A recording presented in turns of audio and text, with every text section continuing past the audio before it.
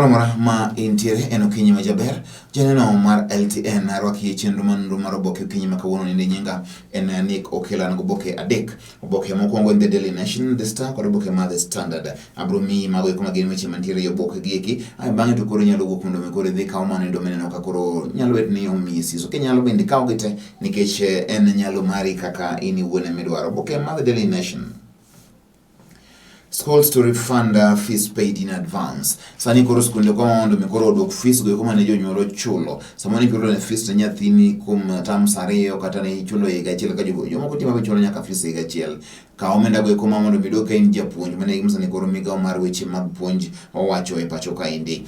President Kenyatta closed all schools on March 15th, 4 weeks to the scheduled end of the first term on April 10th to protect the lives of teachers and learners. Mane wach mantiere kanyo endo kana kwano koro parents who had paid for second term and third term will either get back their cash or have fees credited to next year when schools are expected to begin academic year afresh. Mane gima koro nitiere samoro nisechulo pesa idwaro nango idwaro mar mondo mi koro oduoke mondo mi godo consider mondo mikoro otere nyaka higa manyien mano endo kama bende kore weyawe school mano endo okang' machielo mano en wach mantiere kanyo wach maneno ka mipeke oboke niendi machielo kaendi koro gin mage mibadhe mogo touch maendi KEMSA achiel kachiel audit at KEMSA reveals massive financial and procurement irregularities. Mano en wach mantiere kanyo endo ni kore KEMSA kanyo endo nitie gik mang'eny monywandre yorego eko mag mibadhe mago eko mag tender so mondo ming'e kaka nitiere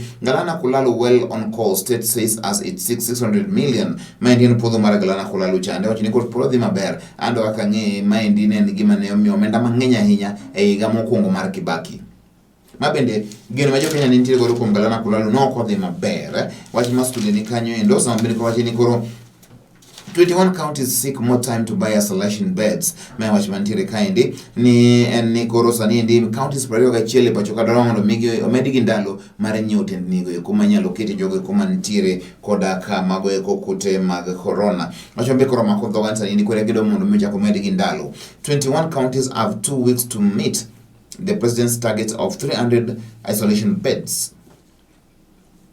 In a statement seen by The Nation, 26 counties have attained the target, while 21 counties requested for an extension until July 22nd. The counties that have not met the requirements include Nairobi. Imagine. include Nairobi County, Baringo, Bomet, Busia, Elgeyo Marakwet, Embu, Isiolo, Kajiado, Siaya, Taita Taveta, Tana River, Turkana, Kitui, Lamu, Migori, Samburu, Kisumu. Nyanza ni Homa Bay kende emosichopo mago tendni 300 omiyo en poch gi pak macha kamedo kendo ne government kata mano endo piny owacho ma Homa Bay County kod ne kod Awiti Jakodondo ni gitimo maber ahinya en poch gi pak gik ma kama gitimo piyo piyo gimomiyo kata Nairobi onge gi kitendni 300 ka Mombasa gini Machakos gini oseyudo Nairobi tamre yudo nade to kata mana Kisumu is the third biggest city in this country onge gi kitendni 300 seriously mano endo kanyo endo mano aparo ni mago to koro guonyo kaka iwacho pile pile ne koro dobedo kono koro jalo midhusi mar guonyo onego ni koro wan gutende nigo eko kendo jiyo ikre makare mane gima neno mondo mi otimre omiyo nyaka tende nigi bedi mapiyo piyo manyalre mar mondo mi koro counties oikre kecho sa yaw piny wageni koro sani koro ke mar kute ma corona dhi chal nadi kapo ni koro sani koro nywandre mokro kethre lwedo watimo nang'o jibro tho that wang'iyo ok nyal timre mano gima chuno kendo nosemigi pesa manyiewo tendni gieki timo oda mar otanda kaka jomoko timo oda mar otanda timuru dhi uru Rawiti Obado Nyong'o kod Rasanga gavana Sadek go dhi uru Rawiti mondo nyisu niya me kaka natimo mondo mi anyiew gi ne Homa Bay mondo nyiew ne jowa obed godo mane ler manyalo mi usani endi kendo awanda rito kendo dongi malich ahinya kaka utime Kenya to get doses of drug that shortens COVID-19 recovery time. Pharmaceutical firms in India and Pakistan allowed to make a drug. Sani koro nitiere mano endo ma en yath ilongo ni remdesivir vials. Maendi ilongo ni en yath ilongo ni remdesivir. Maendi en yath masana chini koro kitiyo kode to ichango piyo piyo kumtuno endo mar corona en antiretroviral kata kamano endo paro ni wach ma bende ber mondo mi jo Kenya koro chak yude. The licenses are relatively free until who declares the end of public health emergency. Mane gima sani koro timre sani endi Kenya en achiel kuom pinje mele bro yudo manendo konyo nendo achiel kachiel. Ne wacho ni koro matatu mating'o ji, gache manyamburko mating'o ji kadhi dala, mating'o ji kamoro amora. Dwaro mondo mi koro gibed gi mago kuma gen puoth mowuok kuom mar migawo mar weche mag thieth kod migawo mar weche mag wuoth. Mane wach mantiere. PSV operators have been asked to seek clearance from health and transport ministries. Matinia. Okay, kama nyamburko mari mamondo mitingo ji sani ndi kapo na kubido puoth in go boke makare moe migawa riyo gikini ya inyalo tiyo. Matini koro kaidi mingi mnogo ni protocols. Protocols gihigi ni yore mono bini koro walo. Kwa lonji nyamburko noendo walo nti sanitizer malwero. Jitero ka bugrombe. Yani social distance ukete makare nyamburko no bendo go yath kuome kombe manage obeti magi gima sani kore ng'eto driver mantie kanyo no en covid free magi minyo kanyo tesani endi mamoro ngoro jak wuoth kendo manyiena ka wadhi nyime en mlani koro sani endi scientists react with cautious optimism as Brazilian man cured sani koro chini koro nitie jo Brazil osedo yadhno endo mar ayaki ma endi kalore gi nonro motimre kata kamano jolony mang'eny finia pod kik wamor ahinya kechi yadhno endo itimo nonro kuno opogore. Brazilian scientists say the man no longer shows signs of infection after taking a powerful drug cocktail, but the preliminary results require confirmation. Mane wach mantiere idwa mondo mikoro timne nonro kagi kata mondo gin tadiri yadhni endi ober kaka iwache ni kata kama Brazil wacho ni gin gi yath yadho se drama nendo mar weche giki mag HIV. Is Kenya leaving her children behind fight against HIV? Wacho ni Kenya timo maber e weche gik ma kedo kod weche gik ma kute mag ayaki kata kamano endo nyithindo mang'eny pod tho pod yudo mag kuma gin kute mag ayaki wach ma nyaka koro ng'i maber ahinya bende kanyo enda achiel kachiel no ka sa maya wanga ka indi kabire counties ka ang'e ne Nyanza nitiere chukudar moro ma jegni 41 ma bende yudore ne kosane koro nyoba bambo nyathi moro ma jegni 11 manga migo gi higni 30 good years emedhi bambo amina in ngama wiye tiyo maduong' ma ja 41 years ena ngame pachi koro chupoko makoro gwomie nindo mondo mi kawo nyathi matin ma jahigni 11 mondo bambi ti ja 41 years kwani ionge dhako mono kine en ang'o matimre nyithindo mondo bende wano marito maber ema sani koro wakawo kendo warocho mano koro kar wan to ji machal nadi mano wan leo mago gini ji nikech koro bende koro ng'ato ma jahigni 41 dhi kendo koro got kuom nyathi ma jahigni 11 mondo bedo kata nyathi ni actually tukati in bende samidhi nyathi ma jahigni 11 no okinene lich ni en ng'ama ok ong'eyo en ng'ama onge gimo chuo sere uru mon onge gimo usero gi ok ni akia kaka magi nyalo wachi magi kan to pani mano timre gi ko mag Mial village Mbita sub county Homa Bay county wach malich ahinya nyini nchuko daro dhi kuom nyathi ma jahigni 10 serious Kisumu bedo nyamburko mag ambulance anyama koro bro loso weche go mag kedo kod weche mag corona. Kisumu County has bought 4 modern ambulances to boost its COVID-19 emergency response, bringing the total number of vehicles to 21. The ambulances will be used in Seme, Moroni, Kisumu East and Nyang'ande. Mane wach mantiere sani endi mago nyamburko mabende bro konye weche mang'eny mago eko mag konyo jogo mantiere Kisumu County. Olunga team ne manendo mar Raisol Retso lok dhima bera hinya e ligi nendo mar Japan somane wa itobo kirima prangwene kwa labiro Ibro Winjo New and Old Red Devils Babyfaced Assassins magi weche mantiere kanyo endo nyalo somo kuom jo Manchester United. The Star wacho mantiere why Ruto will not quit Kenyatta's Jubilee yet. Ruto kumadhiye onge entie kikweni koro kata kiti mwana gik miche mwana weko Ruto buru wuok gote ni ngangi nyondre mna iye kanyo onge ringo mane kaka Ruto wacho ni gin tiere kendo ginyondre. DP wants to use his office to continue exercising influence ahead of 2022. Jatinga mare wile ngani kale kustenyo juni we are going nowhere and the DP will not resign despite the frustrations. What we have done for Jubilee and this government must count and it will count. Mane wach mantiere kusenyo juni kumangidhiye onge gisebedo ka koro gibende ne gigero Jubilee kama gidhiye onge gine mana kanyo bro nyondre.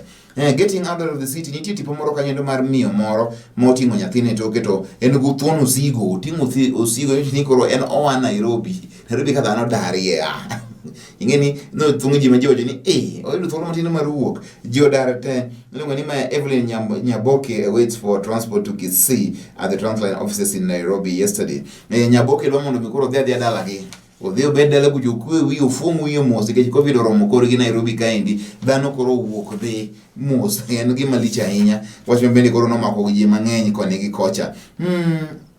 Nitiere japuonjre moro kaendi wach mako wanga kaendi ani student makes COVID nasal swab for mass production. Na wach mantika kaendi Simon Dirango 28 making medical device using 3D printers. Ma wach mantiere tija puonjre moro matimbarany mar Kenyatta. Wach ni sani koro oloso mago gik mitimo godo nonro mag tuo mag COVID kata kute mag COVID en gima ber ahinya. Simon Dirango 28 a fourth year biotechnology student is making the medical device using 3D printers that can produce 3,000 pieces per day. Ani wach mantiere makelo maber maneno ka koro wadhi godo maber.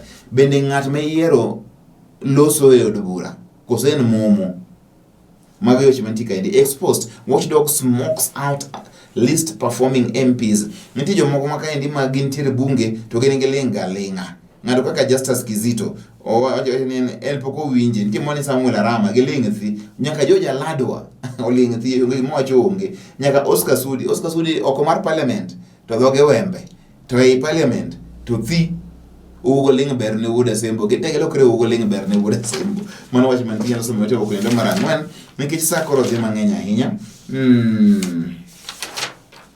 anoga koro director Maraka Josephat okasa ma wiyo kuywe SGR to resume on Monday as the state issues operation roles. SGR be koro chako duogo piny yaore mos en gima ber piny yaore mos podo medo mna keto mano endo ma en ng'iyo yore go mag thiro kema kute mag corona.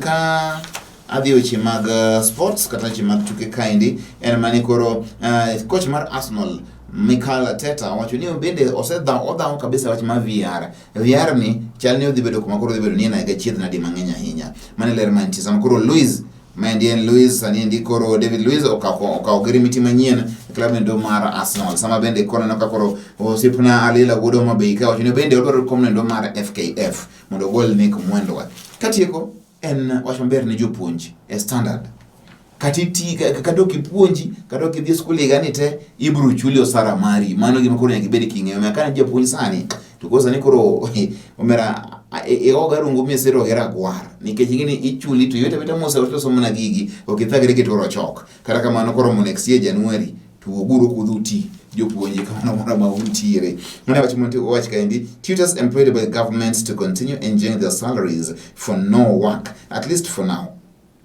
even as those in private schools resort to ingenuity and odd jobs to ride out the virus. Ani kore kingeni kwetie private schools kore kasa ani kore cheza ndigi moro lakini kodi ilongo ni kusaga meno moro manitie gacha kosa ni koro mandi kuma koro tiene government bear ngino sara mari bro donjo take yot wacha machilo mantie ndi ni koro siesa Amina majete ni mega matuke Amina doro kom mar World Trade Organization kendo no manya yiga mele fere kwa par ga desa ni bende koro owuok oko oga mondo bechako kawo kom nendo achiel kachiel paroni en ngilonyo moro monego kawe Uhuru's balloon internet video calls excites residents. Uhuru nyoro nyocha kumano chenro mar bedo koda kamano internet mar balloon. Bende nyomoro ganda weko mag baringo malishi miwuoro.